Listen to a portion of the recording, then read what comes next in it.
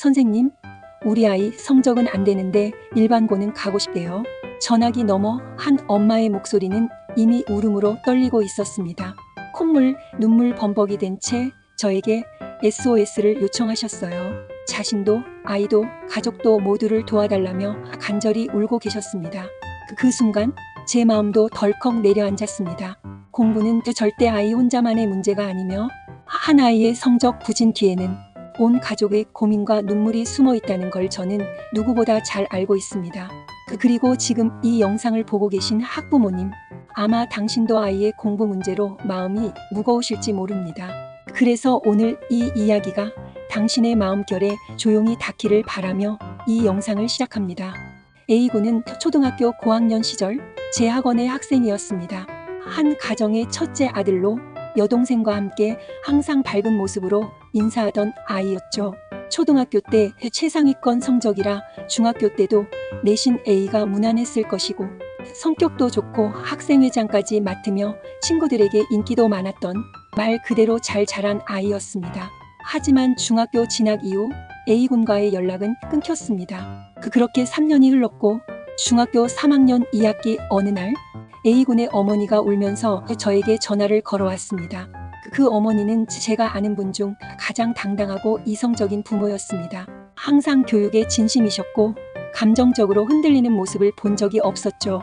그런데 그날 전화기 너머의 목소리는 완전히 무너져 있었습니다. 선생님, 우리 아이 일반고 원서도 못 쓴대요. 특성화고도 어렵다 하고요. 도대체 저희는 뭘 어떻게 해야 할까요? 제발 좀 도와주세요. A군의 성적은 일반고는커녕 특성화고 진학조차 어려운 상황이었습니다. 담임 선생님은 원서도 써줄 수 없다고 단호히 말하셨다고 합니다. A군의 어머니는 그 말을 듣고 교무실 바닥에 주저앉아 울었다고 했습니다. 선생님, 저희 아이 초등학교 때 정말 잘했잖아요. 성적이 조금 떨어진 건 알았지만 설마 이렇게까지 되어버릴 줄은 몰랐어요. 그때가 마지막 시험을 앞두고 딱 6주 남은 시점이었습니다. 3년 만의 연락, 그리고 너무나 급박한 시간. 저는 과연 무엇을 도와드릴 수 있을까 고민했습니다. 하지만 그 전화를 받으며 저는 단순히 성적을 올려달라는 요청이 아님을 느꼈습니다. 그 어머니는 아이에게 단 한 번이라도 가능성을 보여주고 싶었던 겁니다. 누군가가 기회를 쥐어주기만 한다면 아이는 다시 일어설 수 있을 거라는 믿음. 저는 공부 PT 강사로서 수십 년간 아이들을 만나온 사람으로서 그리고 한 명의 부모로서 그 마음을 너무나도 깊이 이해할 수 있었습니다. 그렇게 A군과 저 두 사람의 여정이 시작됐습니다. 시간은 단 6주. 정말 짧은 시간이었죠. 하지만 우리는 환상의 팀이 되었습니다. 매일 새벽 2시까지 이어진 공부. 졸린 눈을 비비며 참아내던 시간. 말없이 흐리던 눈동자에 어느 순간 다시 빛이 돌아오기 시작했습니다. 선생님, 저 진짜 해볼래요. 지금부터라도. A군은 포기하지 않았고 점점 자신을 믿기 시작했습니다. 공부 방법만이 아니라 마음을 붙잡아주는 대화가 큰 힘이 되었고 그 속에서 아이는 자신을 포기해서 가능성으로 이끌어갔습니다. 그리고 마지막 시험, 모든 과목에서 성적 상승. 특히 수학은 담임 선생님도 놀랄 만큼 큰 변화였습니다. 그제야 담임 선생님의 태도도 달라졌습니다. 이 아이 가능성이 있었네요. 원서 써보겠습니다. A군의 어머니는 또다시 울었습니다. 하지만 이번엔 기쁨의 눈물이었습니다. 부모님, 조부모님, 온 가족이 함께 축하했고 A군은 결국 자신이 원하던 일반계 고등학교에 당당히 입학했습니다. 이 모든 과정을 통해 저는 다시 한번 확신할 수 있었습니다. 성적보다 더 중요한 것은 아이를 믿어주는 어른이 곁에 있다는 사실입니다.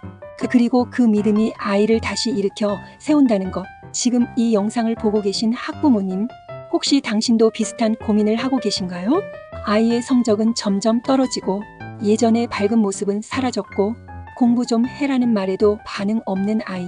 혹시 우리 아이는 속으로 조용히 도와달라고 외치고 있는 건 아닐까요? 이럴 때 필요한 건 단순한 공부 방법이 아니라 아이의 마음을 먼저 붙잡아주는 어른입니다. 이 채널은 그런 부모님과 아이들을 위한 공간입니다. 공부 비법만 전달하지 않습니다. 아이의 마음을 어떻게 읽고 부모로서 우리는 어떤 말을 해야 하는지를 함께 나누려 합니다.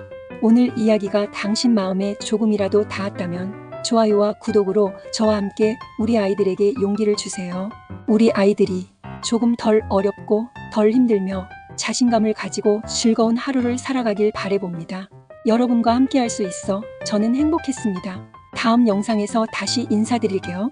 중요한 것은 아이들도 그리고 우리 모두는 우리 삶에서 아직 늦지 않았습니다. 감사합니다.